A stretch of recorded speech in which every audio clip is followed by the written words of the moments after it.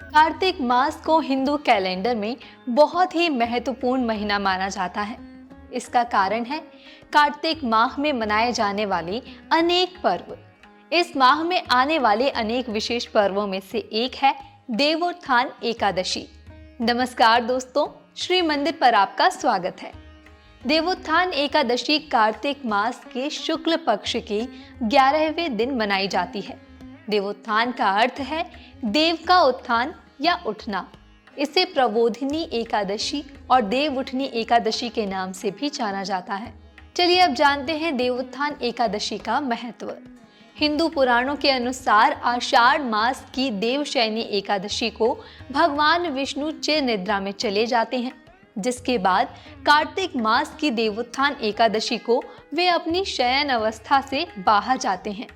इसलिए हिंदू धर्म में देवशयनी एकादशी से देव उठनी एकादशी तक कोई भी शुभ और मांगलिक कार्य नहीं किया जाता है, क्योंकि 4 माह के बाद इसी दिन से सभी शुभ एवं मांगलिक कार्य शुरू होते हैं।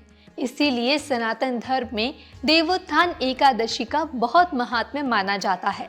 ऐसी मान्यता है कि देव उठनी एकादशी पर विधि पूर्वक व्रत का पालन करने से मनुष्य को सहस्त्र अश्वमेध यज्ञ और 100 राजसूय यज्ञ का पुण्य फल प्राप्त होता है। देवउठनी या प्रबोधिनी एकादशी पर किए गए व्रत के प्रभाव से मनुष्य को उनके पिछले 7 जन्मों के पाप से मुक्ति मिलती है, साथ ही उनकी हर मनोकामना पूर्ण होती है। चलिए अब जानते हैं कि व्रती को देवोत्थान एकादशी पर क्या खाना चाहिए। भक्तगण अपनी इच्छा शक्ति और शारीरिक क्षमता के अनुसार एकादशी व्रत का संकल्प लेते हुए तय कर सकते हैं कि वे इस दिन किस तरह का आहार ग्रहण करेंगे। जलाहार यानी एकादशी का व्रत केवल जल पीकर पूर्ण कर सकते हैं। क्षीर आहार, क्षीर अर्थात दूध से बने सभी उत्पाद खा सकते हैं। फलाहार, एकादशी का व्रत केवल फलों का सेवन करके भी पूर्ण कर सकते हैं। कोई भी ऋतुफल जैसे आम, केले, संतरा आदि इस व्रत के लिए उपयुक्त होंगे। इसके साथ ही यदि आप पूरे दिन का उपवास नहीं कर सकते हैं तो सूर्यास्त से पहले ही दिन में एक बार भोजन करें।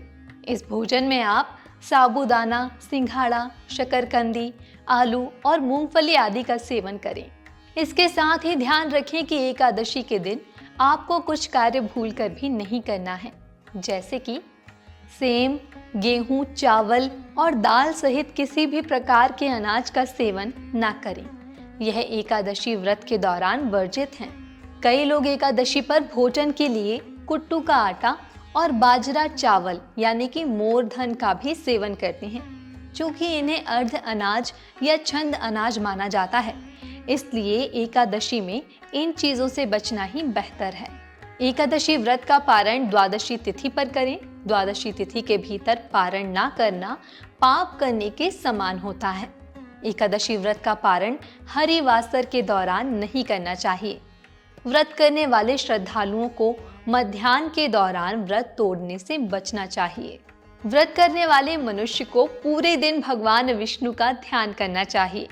आप चाहें तो किसी मंदिर में जाकर विष्णु सहस्त्र नाम का पाठ करें और इसे श्री मंदिर के माध्यम से भी सुनें।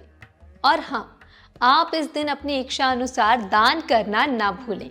आपका यह देवोत्थान एकादशी का व्रत सफल हो, इसी कामना के साथ मुझे दीजिए आज्ञा। धन्यवाद।